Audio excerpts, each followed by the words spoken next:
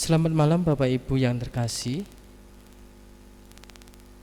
Tidak terasa kita sudah memasuki masa Prapaskah tahun 2021. Marilah bersama-sama kita menghayati masa Prapaskah tahun ini dengan persekutuan yang akan kita lakukan pada saat ini. Mengawali persekutuan pada saat ini, kita akan mengambil saat teduh pribadi. Dipersilahkan. Cukup. Kita akan memuji Tuhan karena kita yakini bahwa karya Allah itu adalah karya yang luar biasa dalam hidup kita. Tuhan Allah adalah suci. Sudah selayaknya kita memuji dan memuliakan Tuhan.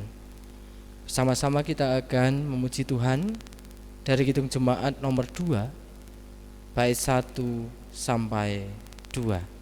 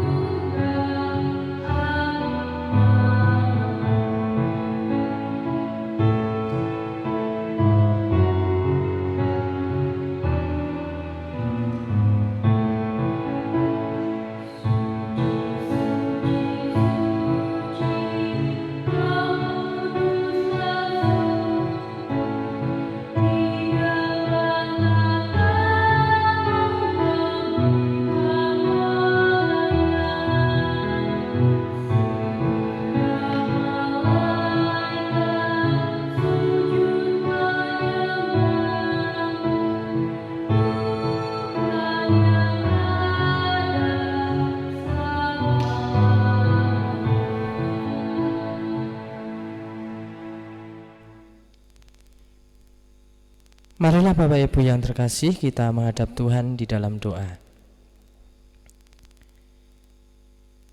Kembali kami datang kepadamu ya Allah, Tuhan yang telah menyelamatkan hidup kami. Pada saat ini Tuhan, kami datang ke hadapan-Mu, menyerahkan seluruh kehidupan kami ke dalam tangan kuasa-Mu. Di masa Prapaskah tahun 2021 ini ya Tuhan, kami hendak bersekutu dengan-Mu di tengah-tengah masa pandemi COVID-19 ini.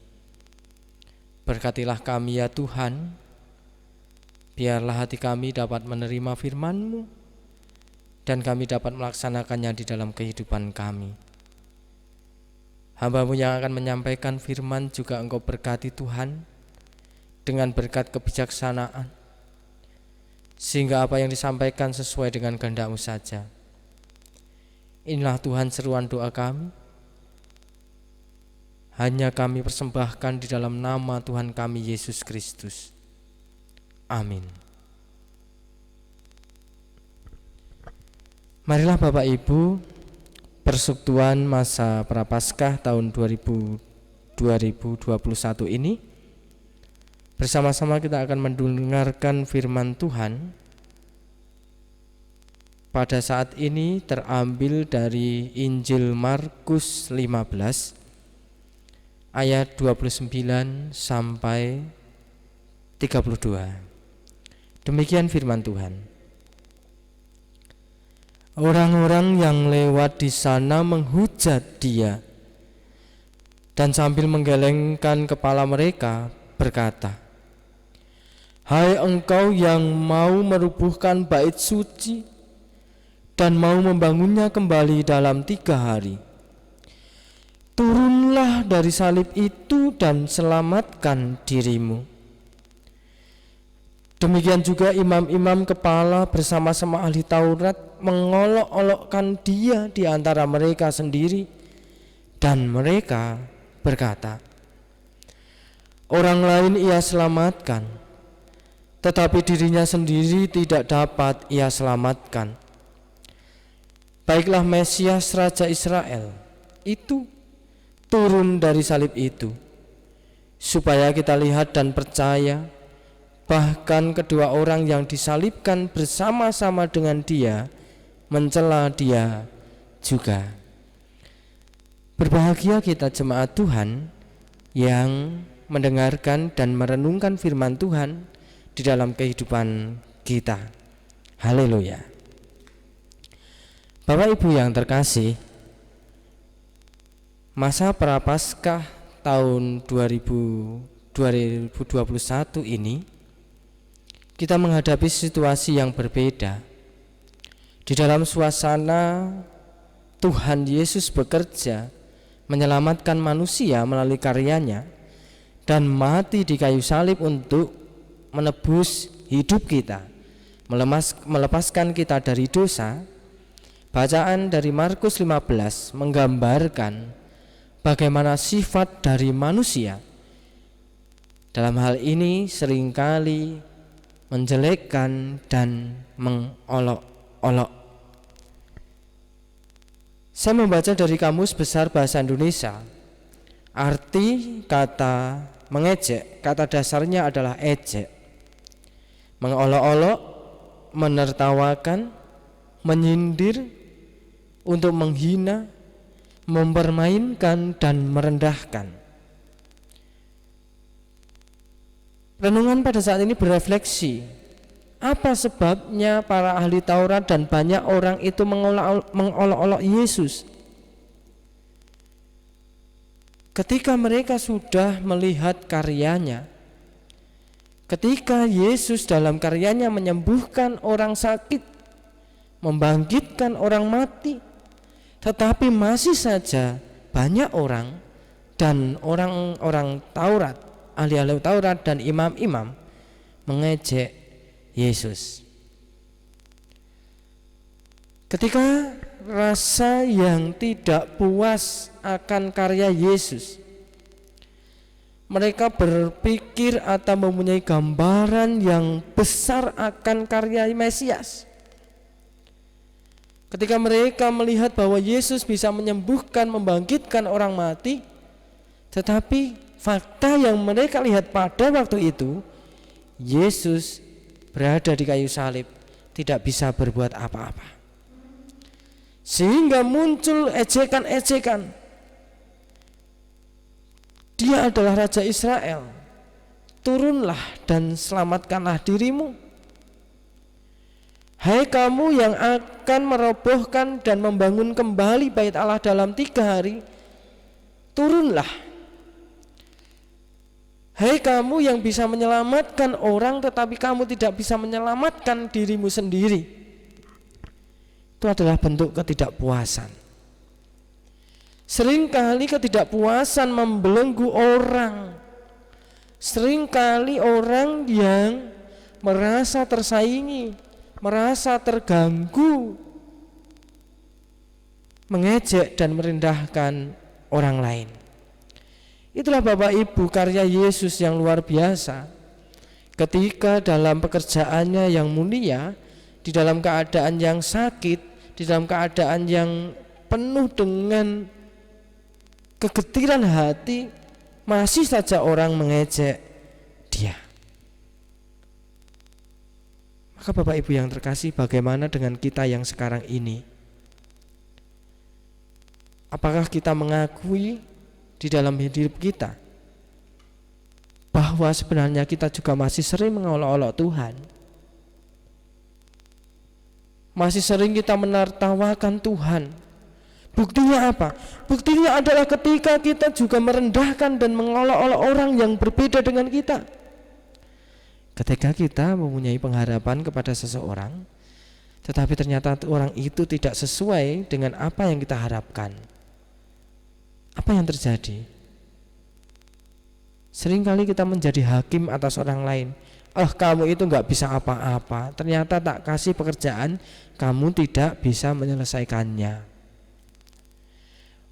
Kamu itu berbeda dengan saya lebih baik dari kamu. Itulah salah satu tanda Bapak Ibu yang terkasih bahwa sebenarnya kita masih mengolok-olok Tuhan pada saat ini. Apalagi di tengah-tengah masa pandemi ini Bapak Ibu yang terkasih, kita tahu pandemi ini merubah tatanan kehidupan, baik tatanan kehidupan secara sosial, tatanan kehidupan pekerjaan, bahkan termasuk tatanan kehidupan bergereja. Seringkali ketika pandemi ini kita alami, tidak semua, tetapi mungkin ada beberapa yang pongah.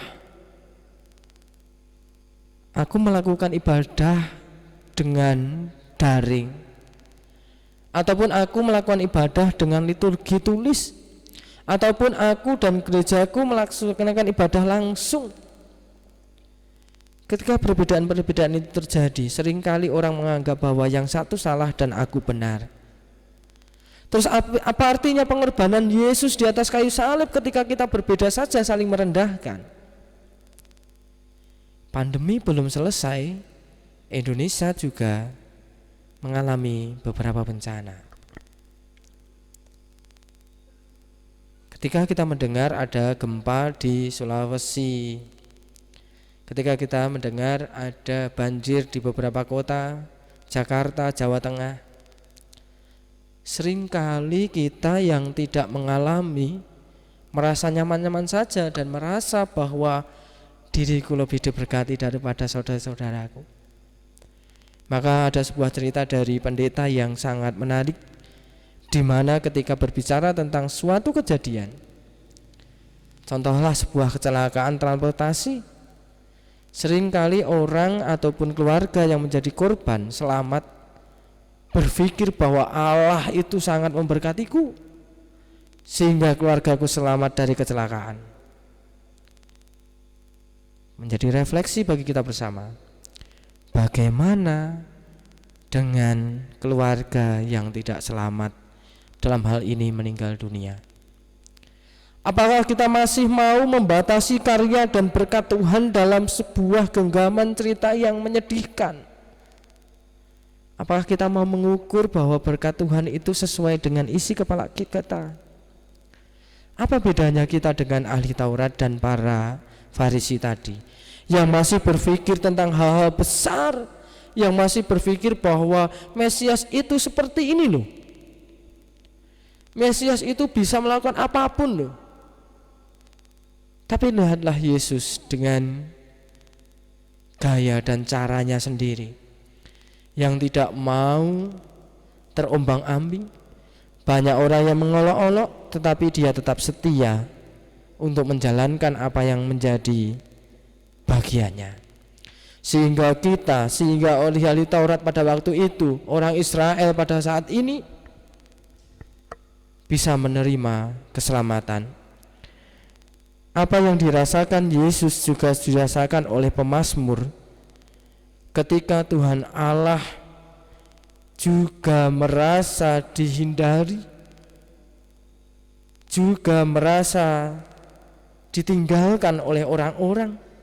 Pemazmur atau Mazmur 109 ayat yang ke-25, aku telah menjadi celah bagi mereka, melihat aku mereka menggelengkan kepalanya. Maka Bapak Ibu yang terkasih, mari jangan merendahkan orang lain, jangan menggelengkan kepala kita ketika melihat orang-orang yang dalam keadaan duka. Gandenglah, datanglah, doakanlah mereka dalam doa kita setiap hari, sehingga kita dapat terhindar atau kita tidak mengolok-olok Tuhan. Karena nyatanya bahwa Tuhan Allah bekerja untuk menyelamatkan hidup kita. Tuhan memberkati Bapak Ibu jemaat semuanya hari ini sampai selama-lamanya. Amin. Kita masuk pada saat teduh pribadi. Kita berdoa. Ampuni kami ya Tuhan atas segala dosa dan kesalahan kami. Di dalam kami menjalani hidup seringkali kami masih merendahkan dan mengolok-olok orang lain. Kami merasa tidak puas akan apa yang dikerjakan orang lain. Padahal tentu itu sangat menyakitkan hatimu ya Tuhan. Dan kami di balik itu kami mengucapkan terima kasih ya Tuhan melalui firman-Mu ini. Kami sadar bahwa kami harus percaya pada Engkau. Mampukan kami untuk tidak merendahkan orang lain dan merendahkan Engkau ya Tuhan. Biarlah melalui karya-Mu di masa Paskah ini menjadi lentera bagi kehidupan kami. Tolong dan mampukan kami ya Tuhan untuk menghadapi masa pandemi yang belum berakhir ini, baik di dalam kehidupan kami pribadi, kehidupan kami berkeluarga, kehidupan kami bergereja, kehidupan kami berbangsa dan bernegara. Kami dapat menciptakan damai sejahtera di dalam kehidupan kami sehari-hari. Terima kasih ya Yesus, terima kasih. Sekali lagi ampuni segala dosa dan kesalahan kami. Segala doa ini hanya kami landaskan di dalam nama Tuhan kami Yesus Kristus. Terima kasih ya Tuhan. Amin.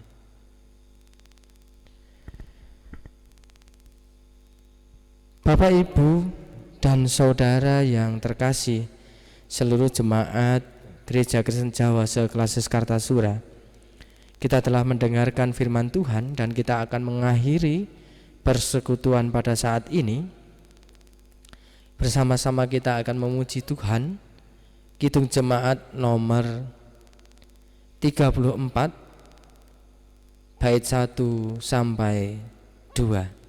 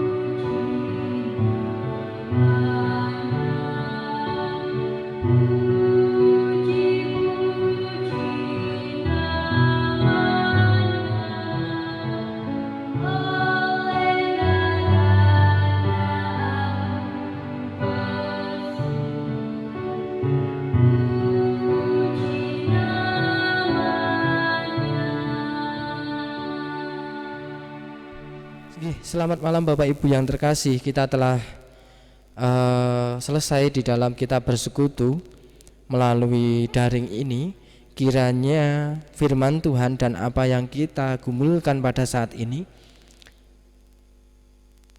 dapat menguatkan kita di dalam menghadapi masa pandemi ini. Kiranya terang kasih Tuhan dan pengorbanan Tuhan ada pada Bapak, Ibu, dan saya di tempat ini. Selamat memaknai dan menghayati masa Prapaskah. Tuhan Yesus memberkati kita semua. Selamat berkarya. Salam sehat, tetap semangat.